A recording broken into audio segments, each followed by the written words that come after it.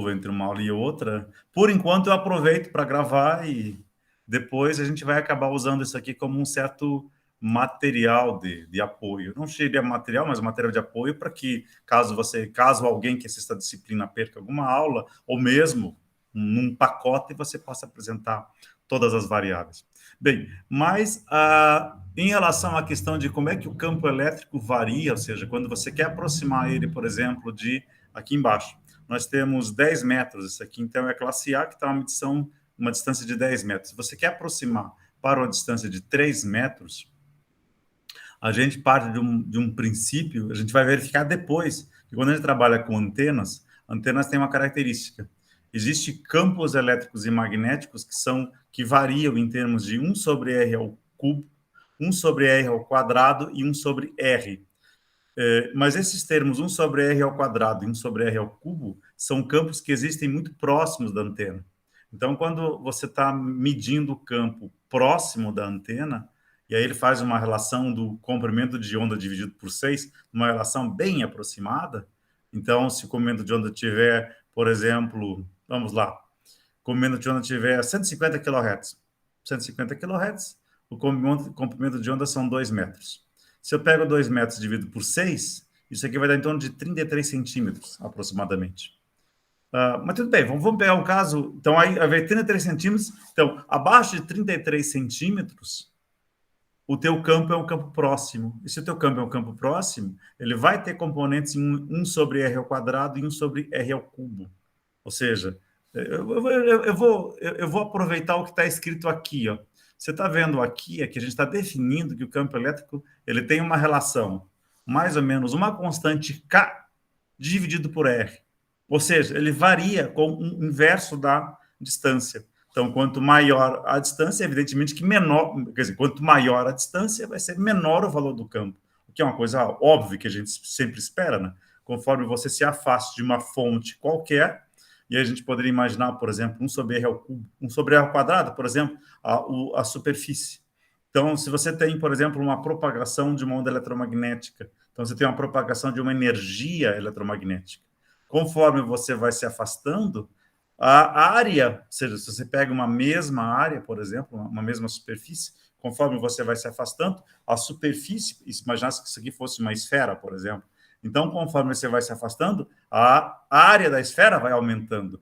Então, se a energia é a mesma, a densidade de energia ela vai diminuindo. Então, a gente poderia imaginar, então, que o campo elétrico vai diminuindo também, porque ele varia 1 sobre R ao quadrado. Então, por exemplo, conforme você tem Então, imaginando o caso mais simples aqui, não é exatamente a mesma coisa, mas o campo elétrico criado por uma carga elétrica, ele varia 1 sobre R ao quadrado. Então, conforme ele vai variando, ele vai decaindo bastante o valor da intensidade do campo elétrico. Então, vai ser a mesma coisa aqui, ele vai variar com um valor 1 sobre R, ou 1 sobre R ao cubo, 1 sobre R ao quadrado. Mas, como eu falei para vocês, ele varia mais ou menos naquela relação do comprimento de onda dividido por 6. Então, de cabeça, evidentemente. Essa é a parte, porque se a gente tivesse em sala de aula, eu já ia fazer esse cálculo no papel, né? Entende? Aqui... tá bom, tá bom, tá bom, tá bom, tá bom, tá bom. Tá bom, tá bom, tá bom. Só um pouquinho. Aceitou agora. Gente, então vou fazer uma jogada aqui. Vou parar a apresentação. Tá bom, vou fazer essa coisa aqui que eu nunca fiz. Deixa eu fazer uma coisinha aqui. Deixa eu só fazer uma coisinha aqui. Deixa eu esperar só um pouquinho, gente. Desculpe, gente. Aí eu ia dizer, por que eu tenho que olhar porque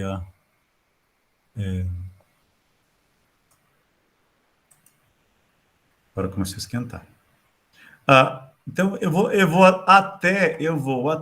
até fazer o seguinte aqui. Eu vou inserir um novo slide. Eu venho aqui e eu vou inserir um novo slide. Então, eu vou fazer o seguinte. Variação do campo. A distância da antena. Então, isso aqui, meus caros, ele varia, e vamos ver se vai dar certo agora. Deu? Então, ele varia, deixa eu mostrar aqui, ó. Ele varia com termos, varia Na verdade, é 1 sobre beta. Tá bom, eu vou colocar aqui. 1 sobre R, 1 sobre R ao quadrado e 1 sobre R ao cubo. E a separação entre campos próximos e campos distantes,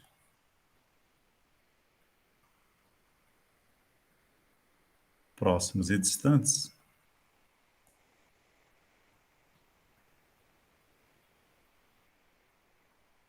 é lambda, na verdade, é sobre 2π, o que dá aproximadamente lambda sobre 6.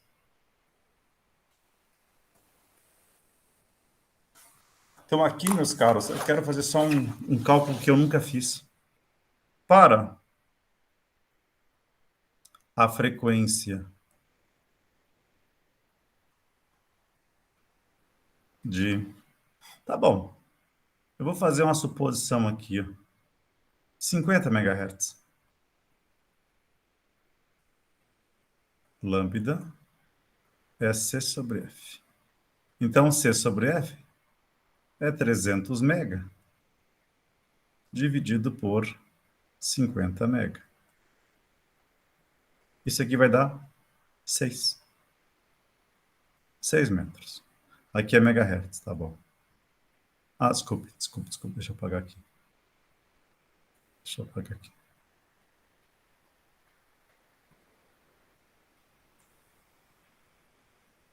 Tá bom. Aqui é velocidade a 600 mega por segundo. E aqui é 600 megahertz, que é 600 mega, 1 por segundo. Então, é 600 mega metros por segundo, dividido por 50 mega, 1 sobre S. Então, corta o S só a 6 metros. Então, olha só, para 6 metros de comprimento, então, vamos dizer assim, a interface, eu nunca tinha calculado isso, tá bom? A interface entre o campo próximo e distante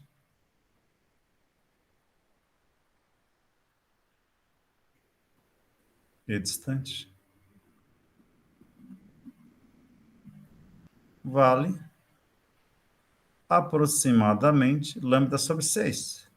Então, é 6 sobre 6 é 1 metro. Então, com 50 MHz, nós temos um campo próximo, ou seja, então nós temos aqui antena. Antena aqui, antena. Uma antena. Então, aqui, ó, nós temos 1 metro. Então, a gente pode dizer aqui, ó, campo próximo, campo distante.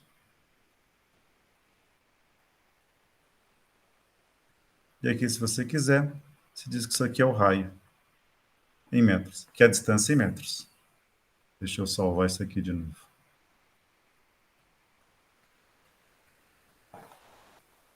Até porque se for agora, vai lá. Se for 30 MHz, 30 MHz dá 30 sobre, ou 300 sobre 30, dá 10 metros. 10 metros divide por 3, por 6, desculpe, dá aproximadamente 3,5 metros. Então veja, ali no limitezinho, você até pode dizer que efetivamente o campo... Assim, e o que acontece com o campo próximo? Com o campo próximo, eu vou colocar mais uma aqui, gente. Tá bom, eu vou colocar mais uma. Deixa eu entrar na página inicial e mais uma. Deixa eu fazer uma coisa aqui. Campo próximo.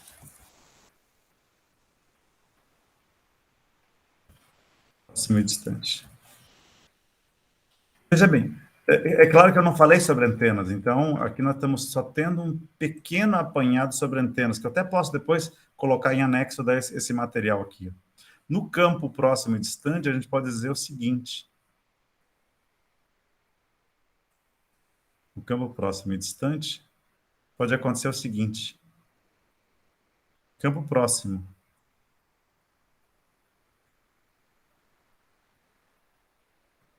Os termos.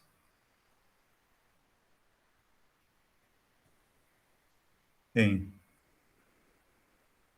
os termos do campo ou dos campos elétricos e magnéticos.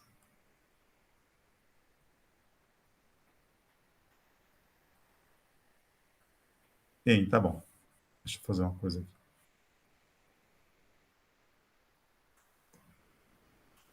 Em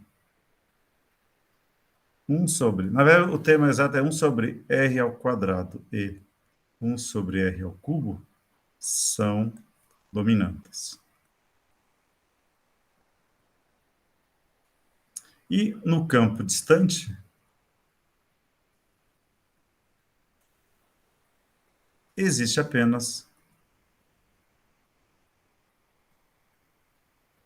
ou desculpe, deixa eu colocar aqui. Não é que existe apenas.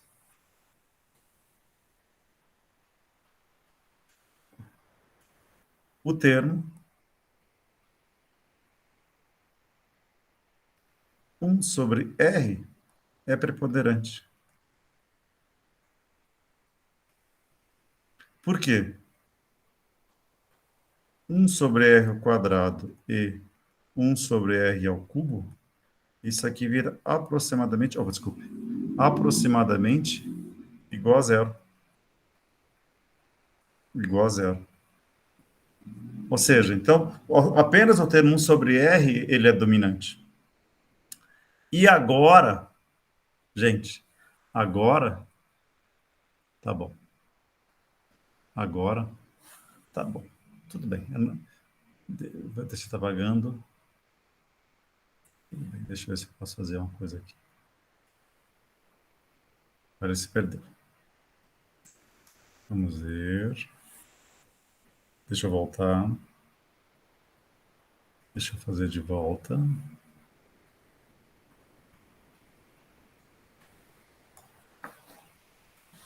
Então, aqui, ó.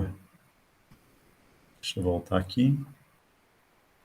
Então, aqui a gente pode dizer como aproximar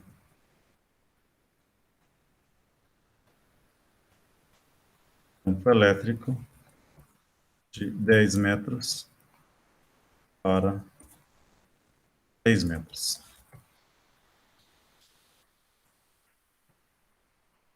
Bem, então eu já venho aqui com variação do campo.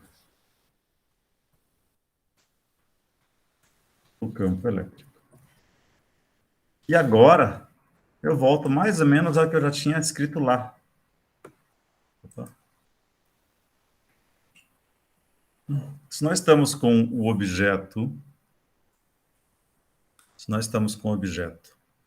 sob teste, aqui. Aqui está uma distância de 3 metros. E aqui, 10 metros. Então, a gente pode fazer uma coisa aqui. Aqui, ó, eu posso fazer o seguinte. Aqui é o objeto. E o seu campo.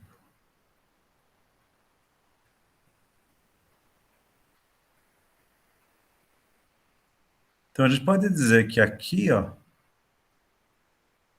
eu tenho um campo elétrico. E. E aqui, ó, sei que não é, gente, não ficou bonito aqui, mas aqui está o E2. E eu sei que não vai dar muito certo isso aqui. Deixa eu fazer uma coisa aqui, gente. A gente tem que aprender, né? A gente tem que aprender.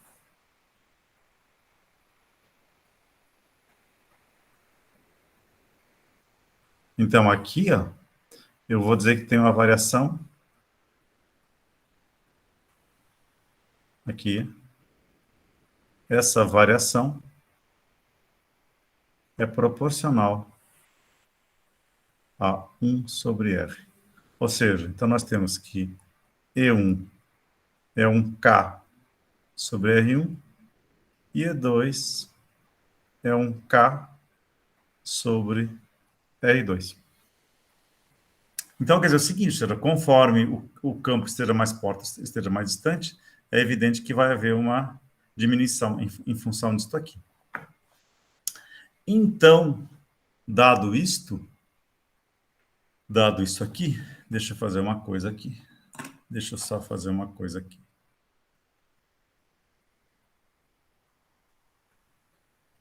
Pera só um pouco, gente. Desculpa, deixa eu fazer uma coisa aqui. Deixa eu salvar isso aqui antes que ele me dê problema.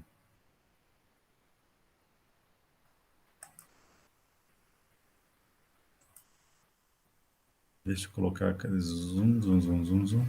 Segundo semestre. E eu vou dizer... Como aproximar o campo de 10 para... Ok, vamos salvar isso aqui. Então, aqui, ó, o que vai acontecer? A gente pode vir aqui nos requisitos. E agora a gente pode ver isso aqui. Ó. Por exemplo, nós temos o campo aqui, ó, a uma distância, vamos ver, 90 microvolts por metro, a uma distância de 10 metros. E a gente vai querer aproximar esse campo aqui, ó, de 90 microvolts para uma distância de 3 metros. Então, nós vamos aproximar de 10 metros para 3, o valor de 90 microvolts. Só pegando apenas esse valor. Então, vamos na próxima. Podemos dizer que podemos inserir mais uma página, seja... Tá bom.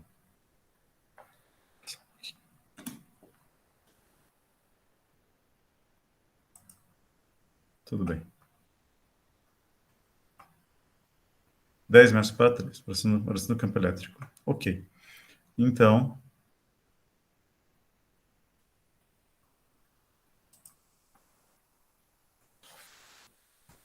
variação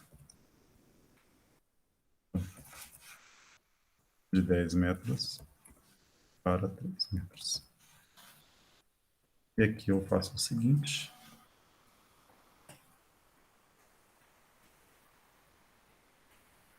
Eu vou dizer que E2 é igual a 90 microvolts por metros a 10 metros de distância.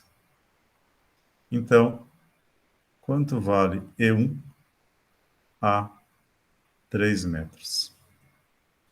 Como nós tínhamos visto, E2 é uma constante K sobre R2. Então, a gente pode dizer que K é E2 vezes R2. E E1 é uma constante K sobre R1. Então, K também é E1 vezes R1. Então, a gente pode dizer que aqui é 1, aqui é 2, 1 igual a 2. Então, nós temos que E2, R2 é igual a E1, R1. Então, aqui o que a gente vai ter é que E1 é E2 vezes R2 dividido por R1.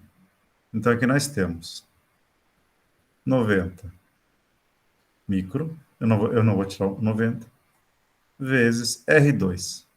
R2, a gente já considerou que R2 vale 10 metros. Dividido por 3. Então, aqui, ó, isso aqui vai dar 30 vezes 10. Vale 300, ou seja, então, E1 vale 300 microvolts por metro. E em dB, deixa eu salvar isso aqui. Em dB nós temos, em dB, microvolt por metro. Deixa eu só apagar isso aqui. Gabriel, eu vou ter que falar isso para você. Você está esquecendo, em vários momentos, de colocar Oi, as professor. unidades. Verdade. E aí eu Realmente. estou te tendo que descontar pontos de você. Você está perdendo Não ponto por tinha, causa disso. Então não você... tinha visto isso, mas É. Você falando, realmente, eu não tenho colocado. Então, eu preciso ver na primeira questão da terceira questão, ou seja, na primeira questão do terceiro trabalho, você colocou os valores, mas não colocou as unidades. No segundo, você já colocou volt, normal. Então, estava certo. Tá? Então, olha só. Agora, o que a gente vai querer fazer isso aqui em dB microvolt por metro é... Isso aqui vai ser igual a 20 logaritmo na base 10 de 300 dividido por 1 microvolt. Então, isso aqui vai nos dar, acredito, 49 alguma coisa. Vamos ver aqui. Sei que isso poderia ser uma questão, mas vamos lá. Então, 300 logaritmo na base 10 e 20 vezes. Exatamente. Isso aqui é igual a 49,54 dB microvolt por metro.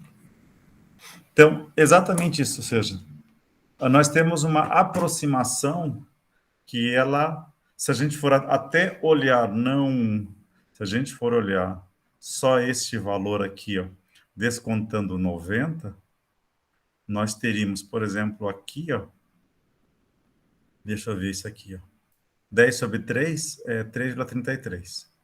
Agora deixa eu ver uma coisa aqui, deixa eu calcular primeiro, só para ver se vai dar certo. Nós temos, quando a gente faz uma aproximação, a gente vai acrescentar 10, 3 divide, 3,33, logaritmo e 10 vezes, não, 20 vezes. 20 vezes. Exatamente. Ó, então, quando a gente aproxima, estamos fazendo isso aqui, ó, o quanto se ganha em dB.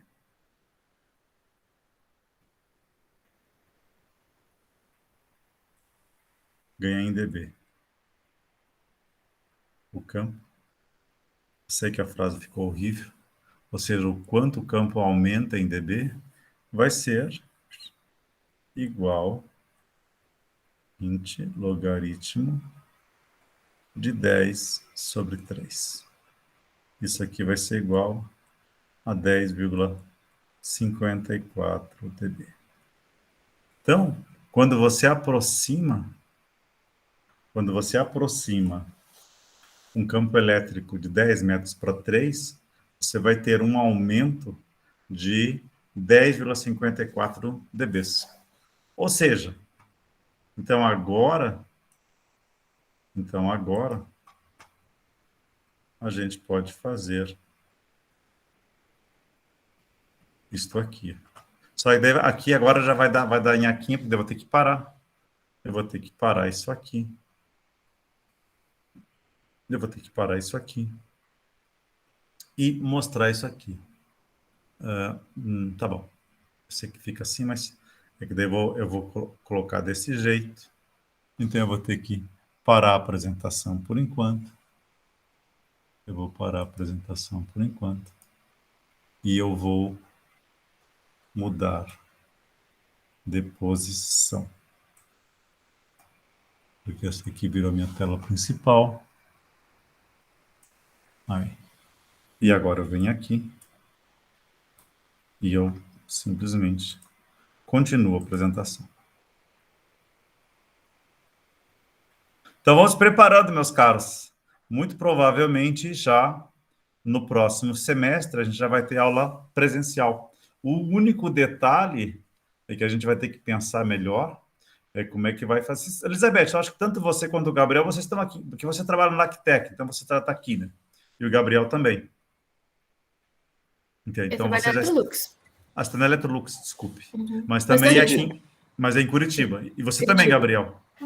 Eu não tô em Curitiba, na verdade, professor. Você não está em Curitiba? Não. Você está onde? Desculpa a pergunta. Eu tô na Carolina do Norte, nos Estados Unidos. Mas é que tá, você tá bem. Para você, se você voltasse o ano que vem, você voltaria ou como é que você faria? Então, é para me formar agora em dezembro, professor. Então é tranquilo. Então É. você já resolve o problema. Aham. Não, então é tranquilo. Então você não tem preocupação. Não. Só Não. se eu, só se eu não passar em todas as matérias. Ou, Sim. se bem que ter. Então, É, dá um gás, dá um gás. E aham, daí a formatura você pode fazer à distância, isso não vai ter problema. Entende? Então, porque esse vai ser o ponto mesmo, né? Ou seja, porque vocês já estão se formando, então já é uma outra situação. E vai acontecer, Gabriel, a mesma coisa com bastante gente que está da cidade. Entende? Então, para retornar, é só se retornar tudo, né? aham. Entende? Então, esse é o ponto. Que essa ainda acho que vai ser um. Vamos lá, a gente tem que conversar um pouco mais. Quando eu falo conversar, coordenadores, de grade, prograde, ou seja, já preparar como é que vai ser o retorno o ano que vem. Né? Porque se a gente for olhar, por exemplo, os adolescentes e as crianças nas escolas, como disse uma colega da minha esposa, que é professora também, ela dá aula para 40 alunos. Eu acho que era alunos de 12 anos. Então, já está meio normal.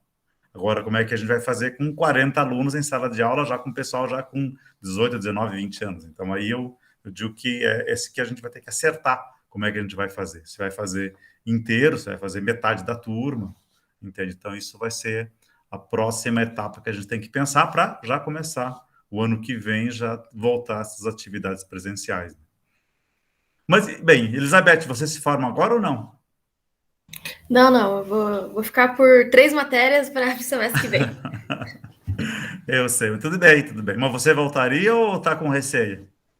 Eu voltaria, tranquilo para mim. Ah, que bom, que bom, que bom. Então, eu vou Até, falar com vocês. até Como, gostaria, que eu fiquei triste, tipo, acabar a faculdade à distância, sabe? Ah, queria ter como professor, eu tenho que. uma despedidazinha, sabe? Da Claro, faculdade, do os teus espaço. colegas, faculdades, professores.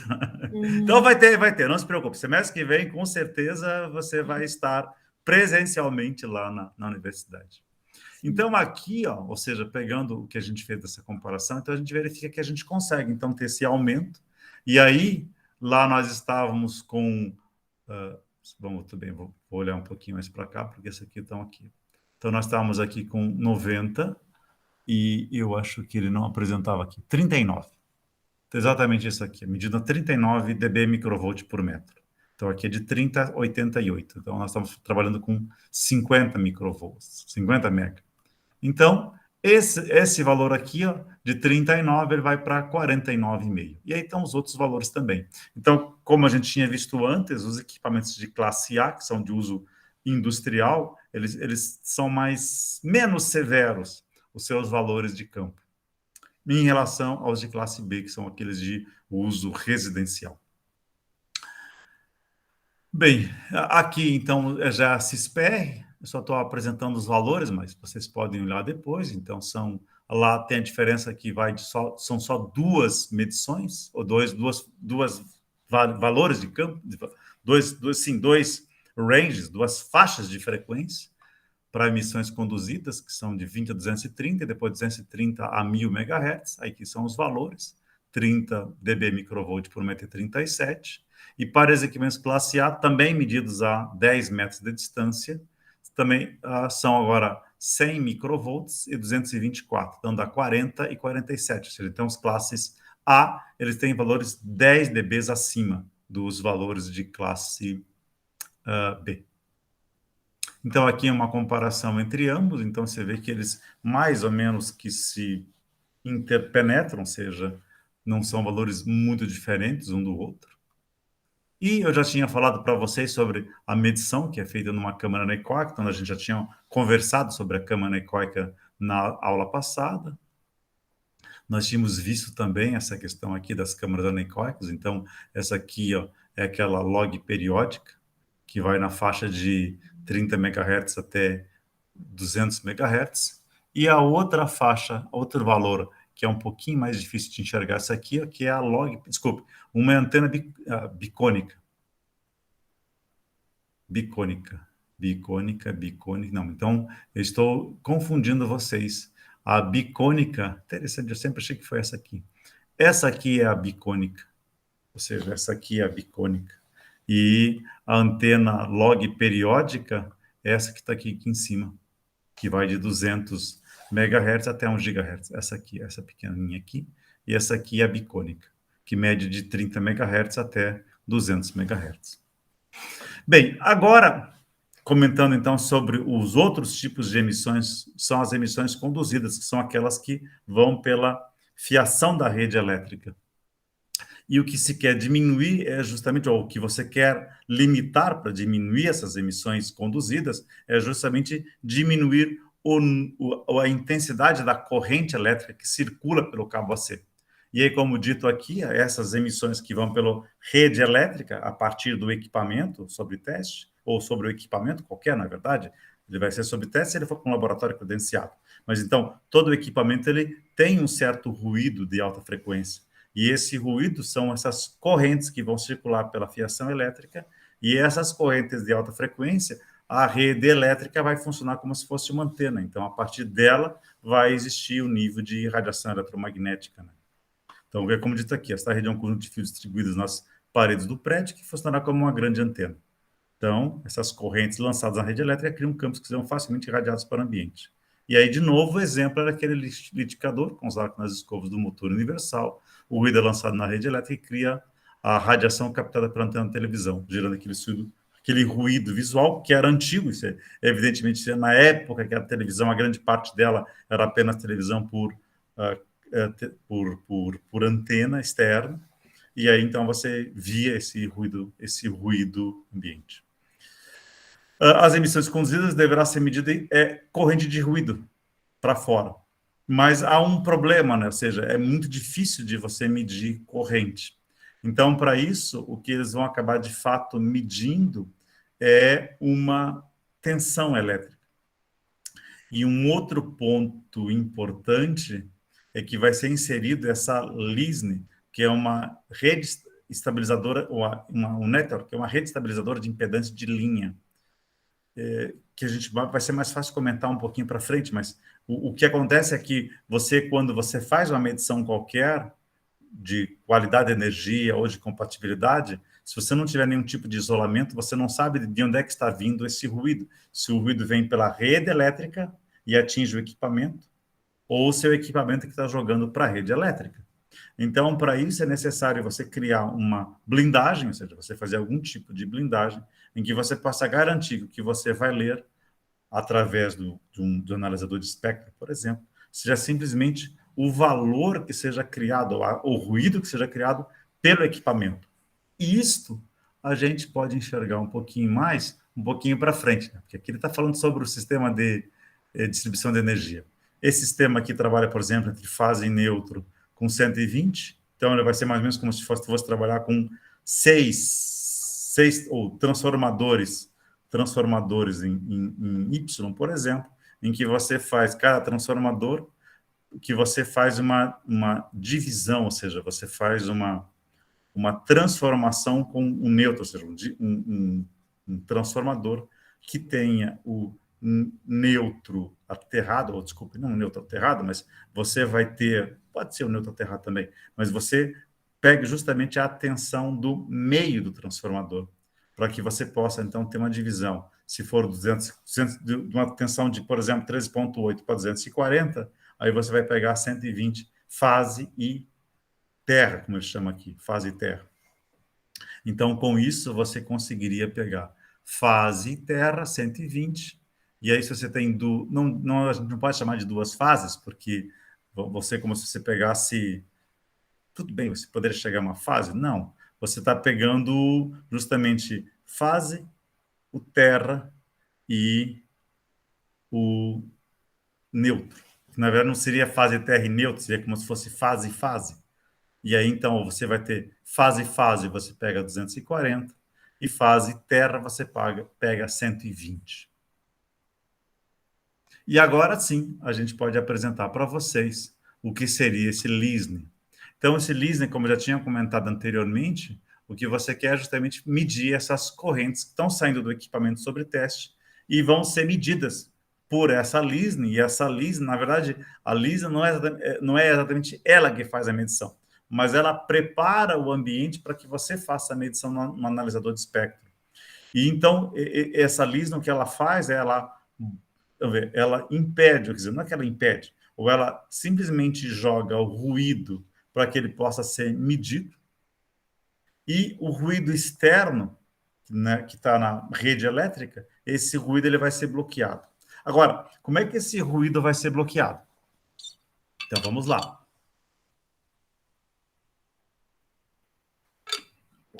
Bem, desculpe, bloqueado seja. Mas o que, que você está medindo? Você está medindo uma tensão em cima de um resistor de 50 ohms. Porque você parte do princípio também que o cabo coaxial que você vai estar usando também tem 50 ohms. E você parte do pressuposto que o equipamento que vai fazer a medição também tem uma resistência de entrada ou uma impedância de entrada de 50 ohms. Então, você quer fazer um casamento de impedância. Para isso, o que acontece? Você tem fase neutro e o ground, você vai medir a tensão entre a fase e o ground e o neutro e o ground, ou seja, e o terra. E para que você garanta que você vai captar justamente esse sinal de ruído, você coloca essa indutância L1 aqui, que vale 50 microhenry, que para a frequência de 60 Hz ele não tem nenhum efeito, ele funciona como se fosse um circuito aberto, ou seja, ele é um curto-circuito. E tem um capacitor C2 na ordem de 1 microfarad ou 10 microfarad, a gente vai ver daqui a pouquinho. Então, esse capacitor para frequências muito baixas, ele tem uma impedância entre a fase e o terra muito alta. Então, simplesmente a corrente elétrica ela vai para aqui, vai para fora, porque essa aqui tem uma impedância baixa, aqui uma impedância alta. Então, e ao mesmo tempo, nos 60 Hz, esse valor de C1 também ele vai gerar um valor muito alto de impedância, então ele não vai fluir nos 60 Hz para cá, então ele vai fluir através de L1 e L1 é impedância zero, no final das contas, e ele vai embora. Ou seja, então ele simplesmente, o corrente vai e depois a corrente retorna pelo neutro. E acontece a mesma coisa, se L1 tem 50 microhenry, deve ter uma impedância. Tá bom, eu vou até calcular aqui a impedância. É 50 microhenry. 50 expoente 6 negativo. 377. Então, por exemplo, eu tenho uma impedância de 0,01 ohms. Ou seja, menos de aproximadamente 0,02 ohms, ou 20 miliohms. Então, ele praticamente não vai ter muito efeito. E agora, quando a corrente, ou seja, quando a frequência fica muito alta, e aí nós começamos lá com aquela frequência de 150 kHz, aí começa a acontecer que 150 kHz, essa impedância aqui, ela já começa a ficar um valor bem mais alto. Então, ela já começa a bloquear, ou seja, ele começa a bloquear que essa corrente de ruído, ela vá para fora, ela começa a bloquear para cá, e esse capacitor C1 aqui, ele começa a ficar com um valor mais baixo de valor de impedância, então, uma impedância mais alta em cima de L1, e uma impedância que vai ser menor do que essa impedância em cima de L1, que vai fazer com que a corrente venha para cá. E aqui você tem um divisor de corrente, 1000 ohms, e aqui 50 ohms. Então, isso aqui vai fazer então com que a corrente passe preferencialmente por esse resistor de 50 ohms. E conforme a frequência vai aumentando, aqui vai aumentando a impedância, e aqui ele vai diminuindo o valor da capacitância. Então, isso aqui funciona como um circuito aberto e aqui como um curto-circuito. E aí, então, a corrente vai começar a fluir, a corrente de ruído, que é o que nós queremos medir. Só que essa corrente de ruído você vai medir aqui como sendo um certo valor de tensão aplicada aqui. Então, essa tensão é a tensão Vp. E aí, aproximadamente, você faz aqui a corrente de ruído de fase de neutro, que na verdade a fase terra e neutro terra, é Vp sobre 50 ohms. Bem, olhando da perspectiva agora aqui de fora, ou seja, então olhando do ruído que vem de fora, o ruído que vem de fora, esse capacitor acima de 150 kHz, então nós estamos trabalhando com frequências mais altas.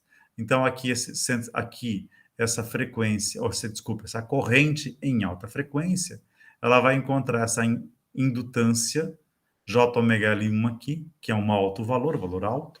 Então ele vai bloquear a passagem da corrente para lá.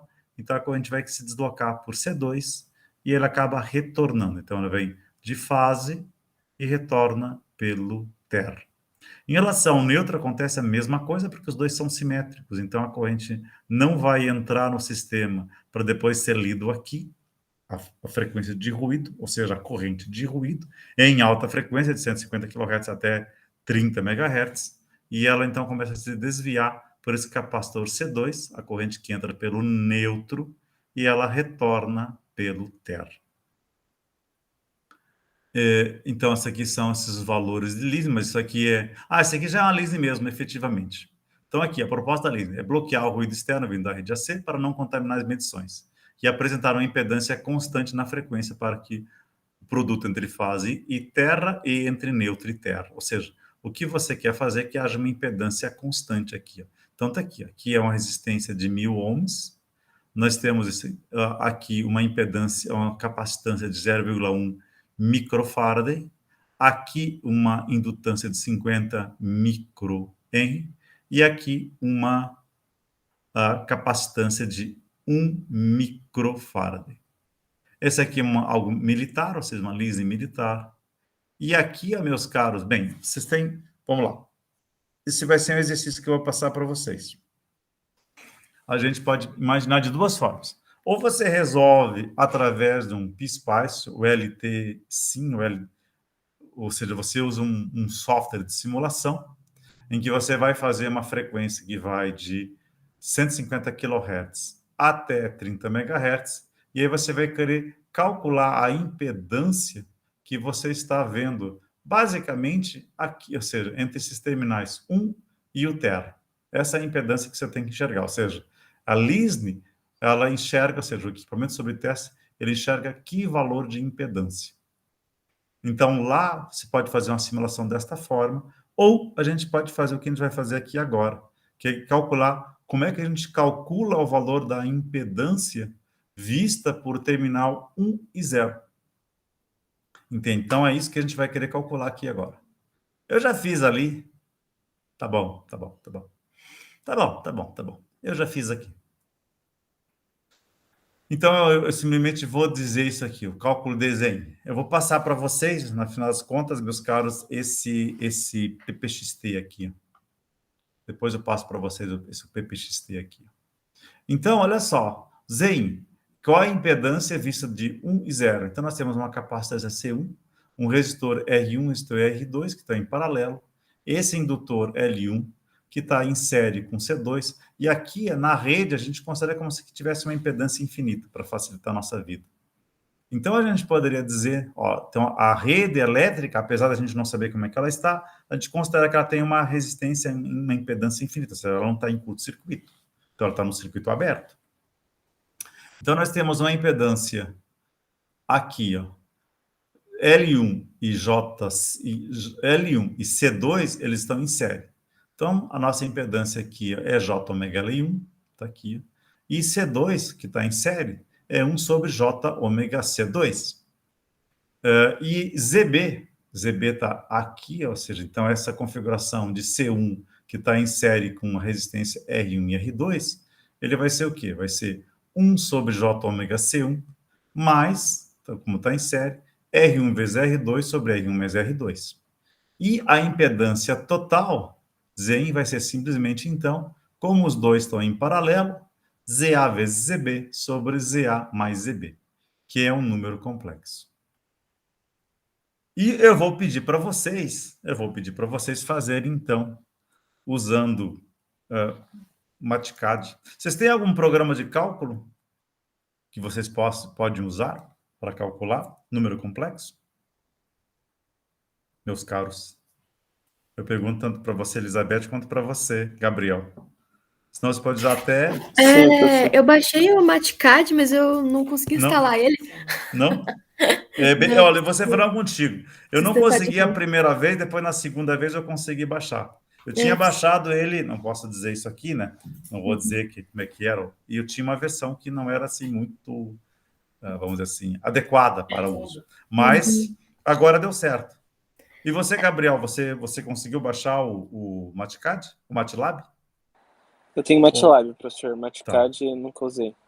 Não, mas o MATLAB também daria certo, ou seja, ele é razoavelmente fácil de se usar. Na pior hipótese, Elizabeth, ou você já trabalhou com LT Spice?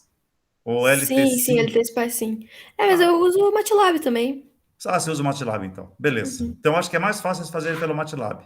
Daí eu vou passar para vocês um exercício, daí para vocês fazerem justamente isso aqui, ó. Uhum. Vocês criarem, ou seja, calcularem essa expressão aqui, ó, indo de 30 MHz, desculpa, de 150 kHz até 30 MHz. E aí vocês vão ter uma curva, então vão criar uma curva de impedância, ou seja, aqui Uhum. você vai ter que calcular o valor absoluto de Zin, a gente não vai se preocupar com a fase, então é o valor absoluto de Zin e em função da frequência. Esse vai ser o exercício que eu vou pedir para vocês. E aí, naturalmente, os valores de C1, R1, R2, L1 e C2 vão ser dados por esses aqui, ó. Então, esse aqui seria C1, C2, L1. Esse aqui é R2 ou R1 e depois tem o R2 que é de 50 ohms. Mas isso daí eu vou passar para vocês então depois, tá? Esse vai ser um exercício que eu vou pedir para vocês fazerem para mim para a próxima aula, tá? Eu acho que eu vou pedir amanhã para vocês fazerem, tá bom? Então, é exatamente isso aqui. Calcule Zen variando na frequência de 150 kHz até 30 MHz. E aí a gente pode estabelecer, por exemplo, como é quem vai calcular o programa, você pode calcular em variações de dividir em 1000 vezes, por exemplo, 30 MHz desculpa, 30 MHz menos 150 kHz, dá um certo valor, e aí divide por 1000, e aí você vai simplesmente acrescentando para você. Então, você calcula 1000 valores aqui, daqui até aqui, para você encontrar. Aqui, meus caras, deve dar alguma coisa na ordem de 36, 37 ohms. Ou seja, o menor valor é 36, 37 ohms. E ele vai se estabilizar aqui, ó, em 47,6 ohms. Esse é o valor na frequência de 30 MHz e um pouco antes também, né? Porque ele se estabiliza mais cedo. Então, ele não chega a 50 ohms. Ele chega em 47,6, que é esse valor aqui, que ele se estabiliza. Tá? Ok. Agora, então, a gente vai apresentar um pouquinho para vocês, valores que foram obtidos através de medições. E, evidentemente, que eu vou apresentar no livro do Clayton R. Poe, então a gente vai apresentar apenas alguns gráficos aqui. E, então, um dos nossos trabalhos aqui do Equipamento sobre Teste são o teste da emissão irradiada, são medições de quase pico, são salientados pelo clock e harmônico, ou seja, então uma das frequências importantes é justamente o clock, e aí, naturalmente, se você tem o clock, você vai ter os harmônicos do clock. E aí vai dizer que esses valores salientados, valores que aparecem em função da sintonização com condições de ressonância em cabos e outros. Então, as medições são realizadas em câmara semi-anecoica, que é usada para teste de conformidade do produto. E nas emissões conduzidas, aí tem um detalhe, ou seja, você mede efetivamente 150 kHz até 30 MHz. Mas o que se acaba fazendo é que, ou seja, a fonte, que é uma fonte chaveada, você pode deslocar a operação dela para que ela opere com frequências abaixo ou seja, que as suas harmônicas operem abaixo de 150 kHz, ou pelo menos a sua primeira harmônica abaixo de 150 kHz. Tanto que aqui ele fala, por exemplo, em você sintonizar a tua frequência de operação em 45, que 3 vezes 45 vai dar 120 mais 15, 135 kHz. E aí, então, você escapa do valor medido. Por exemplo, aqui é a emissão radiada do equipamento. Aqui provavelmente são os valores de pico que são apresentados. Não é o valor de pico, isso aqui deve ser o valor RMS. Esse valor aqui deve ser o valor RMS. Então, aqui é só para a gente ter uma ideia dos valores que são medidos. Então, por exemplo, aqui, ó, ele está simplesmente passando, ou seja, é um equipamento que passa na norma. Então, por exemplo, aqui a emissão radiada do equipamento digital com a polarização vertical. A polarização vertical aqui, a polarização horizontal aqui. Aqui você já tem uma polarização horizontal Já percebe, então, que os valores já estão mais carregados, principalmente nessa frequência que vai de 100 até 200, quase 250 MHz. Então, aqui você percebe que na polarização horizontal, então, os valores de campo estão maiores até do que na polarização vertical. E aqui também apresenta a FCC, a CISPR 22 e tem a norma alemã também, a German COP classe B. Aqui nós estamos lidando com uma emissão conduzida, com essa fonte chaveada, fase terra. Então aqui, por exemplo, você tem a CISPR 22, cadê o 150? 150 é aqui, ó. E esta outra aqui, ó, é a norma alemã, GOP, que está aqui, ó. Então ele tem um outro valor que é apresentado. Mas então essa aqui está passando na norma, evidentemente. Mas essa aqui é fase terra. Aqui, ó, é neutro terra. Então, por exemplo, aqui ele tem valores de pico, mas estão abaixo dos 150 kHz. Então ele está passando na norma. Ah, detalhe, eu não posso falar isso aqui, eu vou falar isso aqui depois para vocês, tá? Só em relação à questão se eu fiz uma jogada aqui para vocês, que eu não vou poder mostrar agora, tá? Depois eu falo. É sobre o livro do Clayton Henry Poe. Bem, aqui tem um experimento que foi realizado, e eu acho que quem fez foi o próprio Clayton. Então aqui nós temos um oscilador numa frequência de 10 MHz. Aqui tem um inversor e inversor no final com 5 volts. Aí eles fizeram uma trilha só uma trilha, sobre a placa de circuito impresso. 180 milipolegadas deve dar mais ou menos uns 4 milímetros, 5 milímetros. Deixa eu já dizer exatamente isso.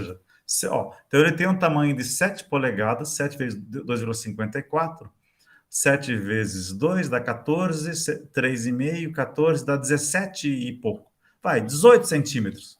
Então, são duas trilhas de 18 centímetros de comprimento, aproximadamente, e uma separação entre elas que vale, que eu já respondo, 180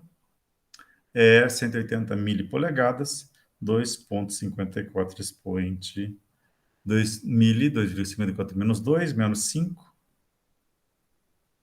que dá um valor de, isso mesmo, 4,5 milímetros, ou seja, não é nem 5 milímetros, é 4,5 milímetros. Então, é uma distância bem pequena entre as duas. 4 milímetros. E aí vem aquela famosíssima pergunta. Vocês acham que esse teste que foi feito, ele vai criar campos elétricos que sejam superiores àqueles permitidos pela norma? Sim ou não? Se você pode chutar, agora pode estar à vontade. O que vocês acham? Veja, então são 18 centímetros. 18 centímetros. Então, a trilha de 18 centímetros, com a separação de 4,5 milímetros. Será que ele vai criar campos superiores ao preconizado pela norma? O que vocês acham? Sim ou não?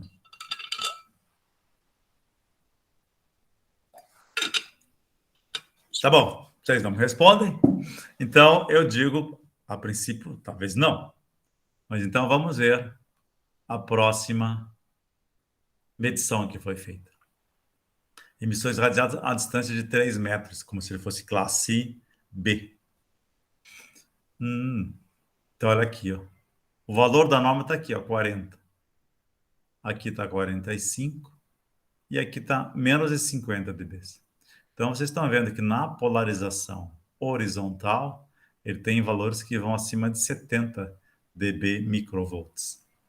E na polarização vertical, é um pouco menos, mas ele está acima de 60.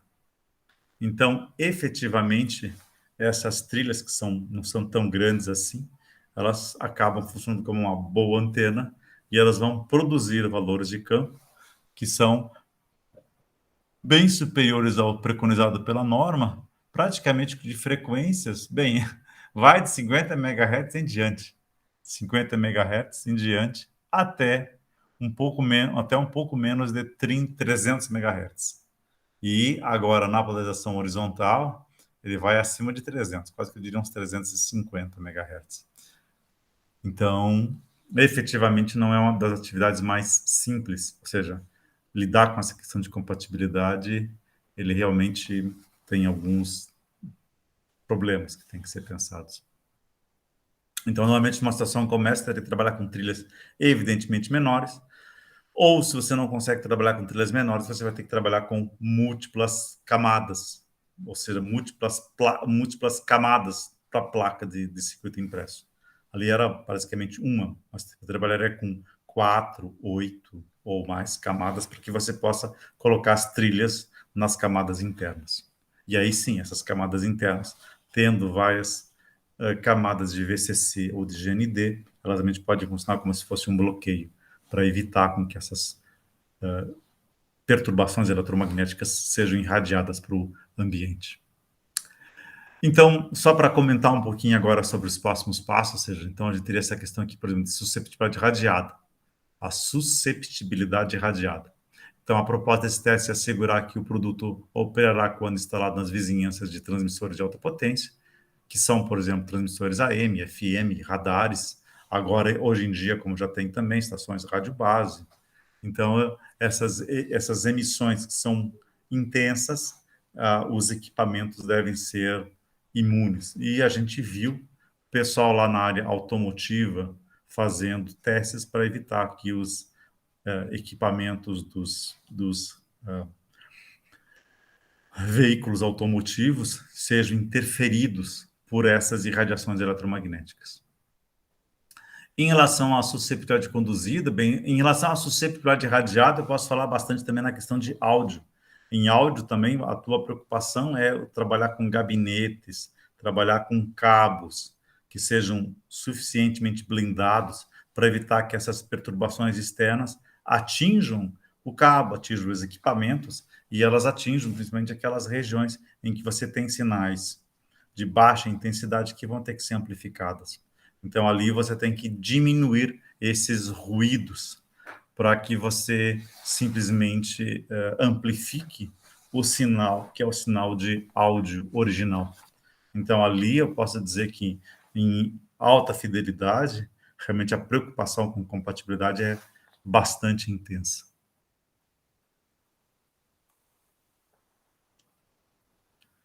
Susceptibilidade conduzida. Que tem a ver agora com a outra parte, né? Ou seja, então a irradiação eletromagnética, ela vem através dos cabos elétricos, né? E aí, então, o que você procura fazer é com que essas perturbações, de algum modo, sejam blindadas, para que você evite que tenha esses problemas com essas emissões conduzidas, né? Então, como está dito aqui, ó, esses produtos podem ser sensíveis a uma ampla gama de perturbações que entram via o cabo de força, né? Ou seja, então, por exemplo, os transientes que vinham para o raio. Raio, eu tive, por exemplo, não agora, mas há uns mais de 10 anos atrás, quando eu morava atrás na casa, morava numa edícula, então eu tive um modem que ele acabou queimando muito provavelmente por causa disso. Você tem uma descarga atmosférica, essa descarga ela vai circular pela fiação do cabo, do cabo do assinante, por exemplo, do cabo da rede elétrica, ou cabo do sinal de par trançado, que é do sinal telefônico, e se a tensão for muito alta, ela acaba entrando no equipamento e produzindo uma queima. Aqui ele fala, por exemplo, que os trovões podem vir também por via do sinal AC, ou do cabo AC, e aí, claro, que ele fala, atinge linha de transmissão e subestações, mas isto, se propagando, ele pode chegar até os equipamentos, e no equipamento ele pode provocar algum tipo de dano quando a tensão é muito alta, 1000 volts ou mais de 2000 volts, por exemplo. Então, isso é um exemplo, mas você pode ter outros casos de você ter descarga eletrostática também, entende? Então, você teria vários exemplos. Bem, aqui já é um pouco, claro, a descarga eletrostática é um pouquinho diferente, né? Porque a carga eletrostática, de modo geral, ela está no corpo humano, né? Ou seja, como eu falei para vocês, eu acho que eu já tinha conversado com a Elizabeth, quando você caminha, então você cria um campo elétrico no teu corpo fica carregado, E aí, se você vai tocar uma placa de circuito impressa, por exemplo, você pode descarregar, ou seja, porque o teu corpo está carregado com um certo valor, alguns micro ou alguns milicoulombs, e essa descarga, então, ela pode atingir os chips, e atingindo os chips, ela pode, então, provocar queimaduras, ou seja, pode provocar, como está aqui, a carga estática aproxima de 25 kV. Então, e efetivamente, você vai ter grandes correntes que vão fluir por um espaço de tempo muito curto, ou seja, são na ordem de mili ou micro ou até nanosegundos. Provavelmente essas descargas eletrostáticas do corpo, elas estão mais próximas de nanosegundos, ou centenas de nanosegundos. As descargas através de raios, por exemplo, que caiam, elas são na ordem de microsegundos, 10, 20, 30, 40 microsegundos. Então, também são descargas muito rápidas. Mas, como está dito aqui, por exemplo, essas correntes que fluem, elas podem limpar a memória de CI, desligar máquinas, etc. Então, evidentemente que produtos bem projetados não poderiam, não deveriam, não devem ocorrer. Bem, agora a gente vai comentar um pouquinho sobre a Anatel. A Anatel, interessante, no Brasil os caras adoram fazer trocas assim de trocas de normas. Mas então essa foi a primeira norma de compatibilidade que surgiu no país. E, como está dito aqui, ela surgiu no 11/9. Então, provavelmente isso aqui é 11... Tudo bem, eu vou ter que aceitar isso aqui como não sendo em português, mas em português mesmo. Então, 9 de novembro de 2000. Então, são normas que existem há 21 anos. E, então, os equipamentos de telecomunicações eles têm que obedecer a essas normas, né? E aí, então, lá ele falava sobre requisitos de emissão de perturbações eletromagnéticas.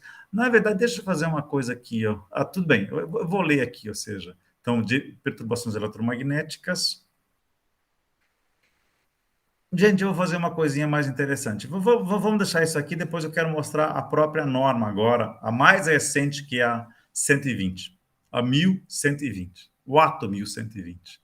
Mas, então, aqui ele fala que a gente teria que se preocupar, então, com a requisito de emissões de perturbações eletromagnéticas conduzidas e radiadas, foi o que a gente viu em grande parte, imunidade a perturbações eletromagnéticas transitórios elétricos rápidos, na verdade aqui devia ter uma vírgula, perturbações eletromagnéticas irradiadas, transitórios elétricos rápidos, perturbação de radiofrequências conduzidas, perturbações de radiofrequências radiadas de 80 a 2 GB, imunidade de descargas eletrostáticas, imunidades a surtos, imunidade à redução e a interrupção de tensão elétrica.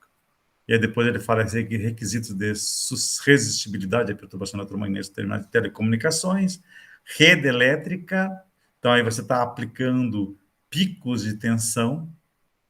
Ele fala perturbações eletromagnéticas, mas isso aqui, no final das contas, é um pico de tensão que você está aplicando sobre isso ali, ou seja, é uma curva, provavelmente alguma coisa como 8 micro barra 20 micro segundos, ou seja, um pico de 1,5 pico.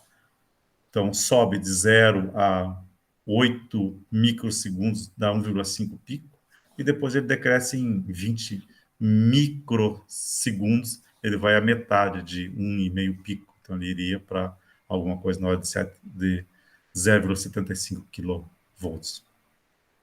Mas, então, você coloca nos terminais de telecomunicação, na rede externa, na rede interna, rede de energia elétrica. A rede de energia elétrica está colocando 4 kV de modo comum. Modo comum é quando você coloca fase terra, neutro terra. E a aplicação de modo diferencial você coloca entre fase e neutro, ou seja, ida e retorno, você coloca 2K.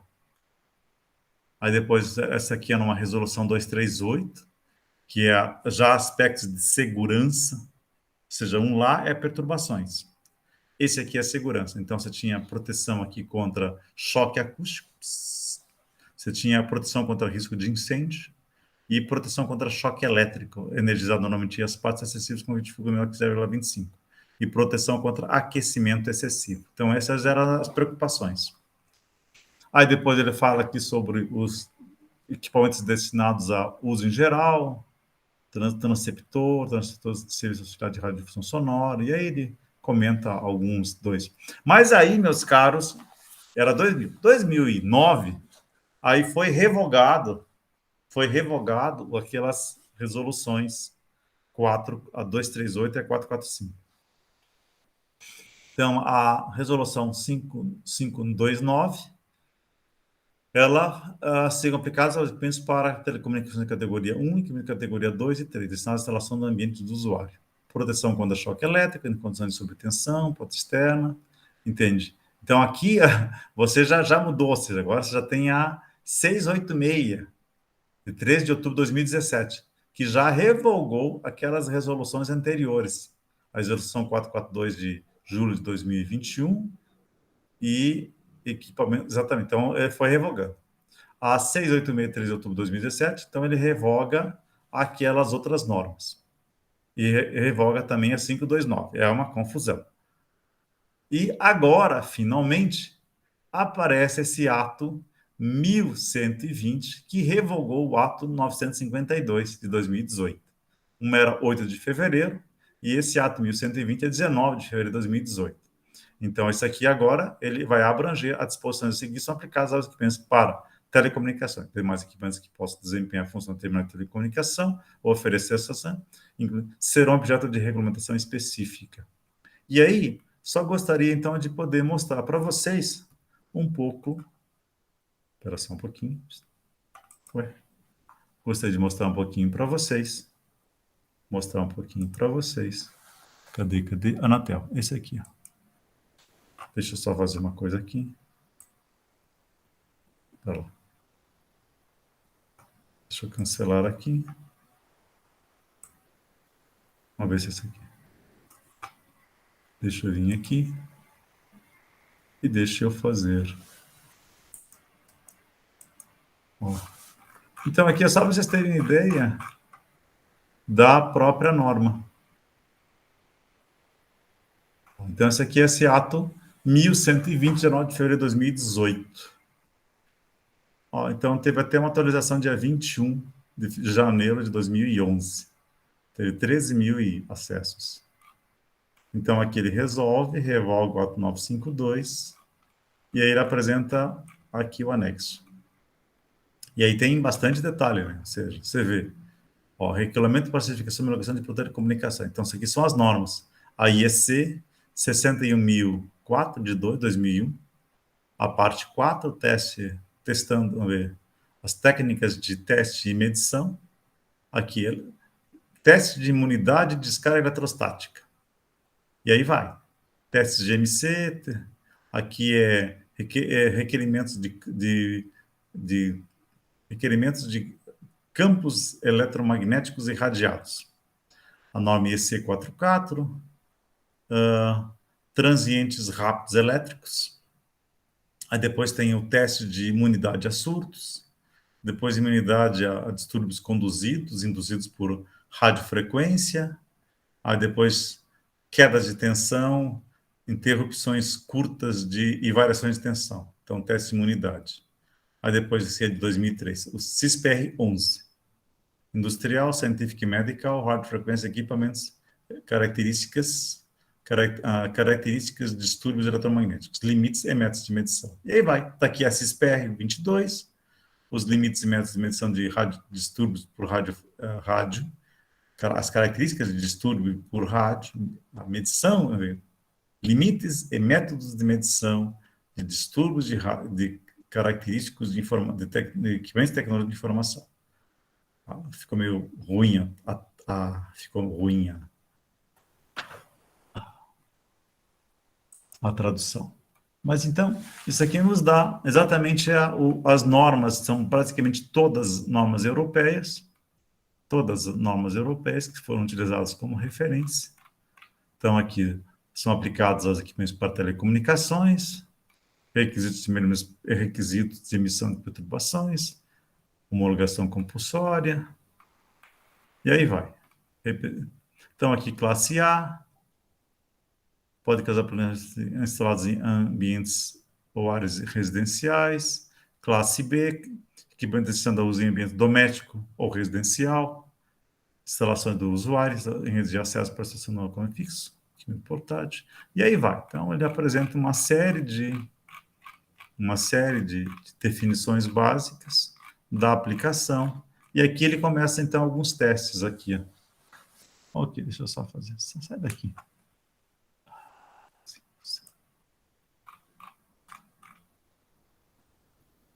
Vamos ver aqui. Então, aqui estão aqueles limites. Como é que eu saio daqui? Ah, tá. Beleza. Agora saiu.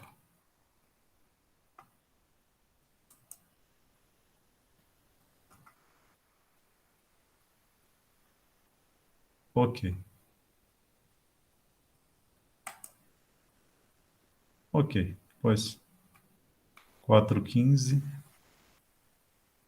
Ele não... Deixa eu fazer uma coisa aqui.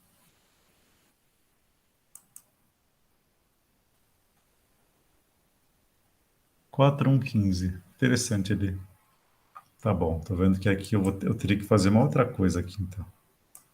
Deixa eu fazer uma coisa. Quer dizer, professor. Deixa eu ver uma coisa aqui. Deixa eu ver se... Aqui, então. Aqui. Opa. Por que ele não foi? Por que ele não foi? Aqui. Então, aqui sim. Tá aqui as definições. Esse aqui é aquela... efetivamente aqui. A aplicação dos requisitos. Então, começa, por exemplo, isso aqui são as faixas que vocês já viram. Então, aqui são as emissões, equipamentos classe A ou classe B. Tabela 2. Tabela 1, equipamentos classe A. Tabela 2, equipamentos classe B. Então, esse aqui são as perturbações eletromagnéticas, portas de energia elétrica. Então, esse aqui são as perturbações radiadas, as conduzidas, desculpe.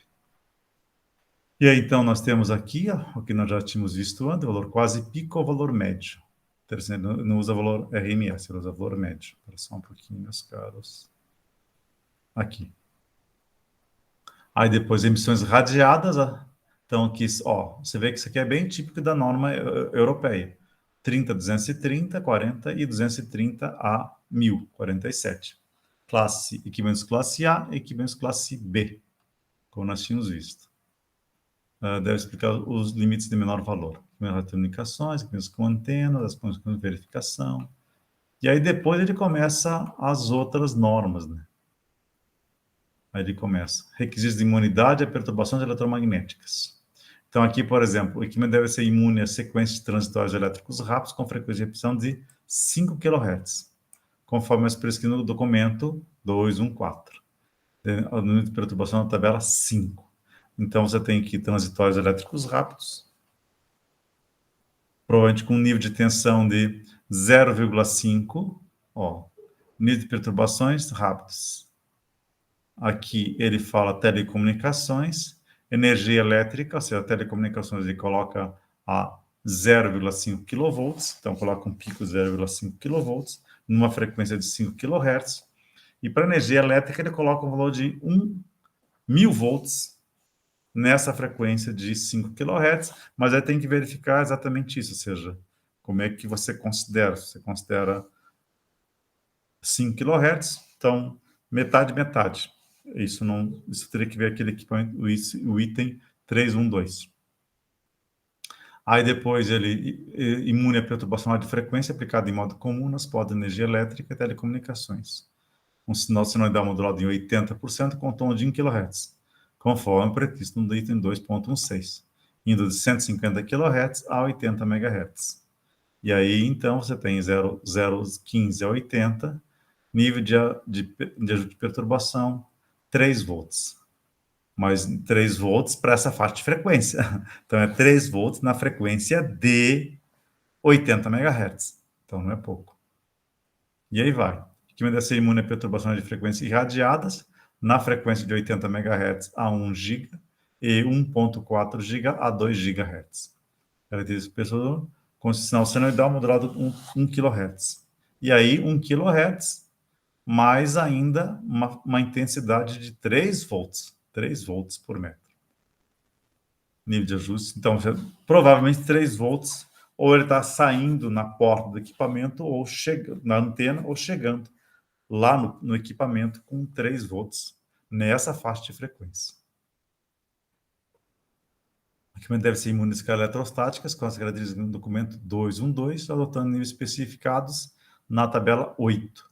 Ó, então, você tem um valor de pico que vai a 6 kV. Descarga para o contato, ou seja, você toca e descarrega, ou você, a uma certa distância, a certa altura, você dá uma descarga de um valor de tensão de 8 kV. Ó, deve ser imune a surtos, cujo documentos aplicáveis no ensaio de imunidade a surtos especificados na tabela 9.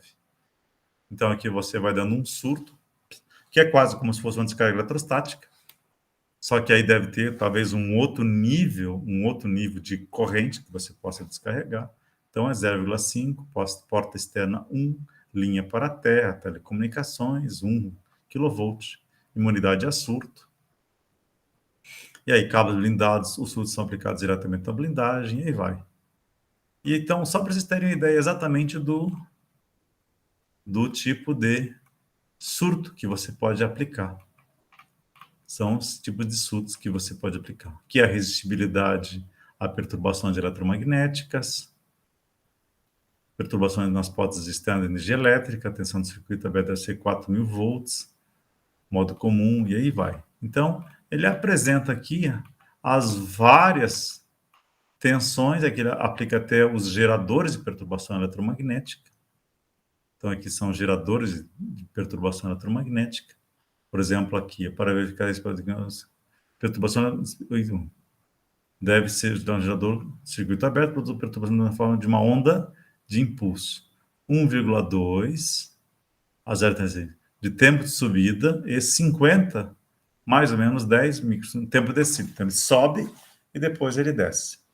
Então, aqui, ó, ele vai ter que subir em 1,2 segundos e descer em 50 microsegundos. Quanto em curso, em forma de uma corrente impulsiva, 8 microsegundos e 20 microsegundos tempo de descida. Então, a corrente tem que ser 8/20. E a tensão, tensão tem que ser 1,2 com 50 microvolts. E aí vai. Então, são esses ensaios aqui que são realizados, para vocês terem ideia. Então, esse aqui é o mais atual que existe, ó, perturbações de 1,250, perturbações de 10/700 microvolts, montagem de porta, isso aqui como é que teria que ser porta, rede elétrica, rede de equipamento gerador, rede de acoplamento, centelhador a gás, e aqui, perturbações 10, 1,2, frequência industrial, e aqui alguns dos equipamentos aqui, ó, que podem ser utilizados. Então, é só para vocês conhecerem um pouco, então, sobre esses equipamentos aqui, na norma Anatel, que já mudou, de 238, 237, até agora o ATO 1120, depois de 21 anos. Meus caros, são 8h48. Vamos dar uma parada agora, porque daí eu gostaria da gente já começar sobre linhas de transmissão, nossa próxima, às 9 horas ali. Pode ser? Vamos dar uma parada agora, Elizabeth? Às 9 a gente volta daí? Voltamos às 9 daí, tá bom? Daqui uns 12 beleza. minutos. Beleza, Fechou. então? Tá Uhum. bom, então. Até daqui a pouco, mais. então, tá? Até mais, tá? Tchau, tchau. Deixa eu interromper a gravação.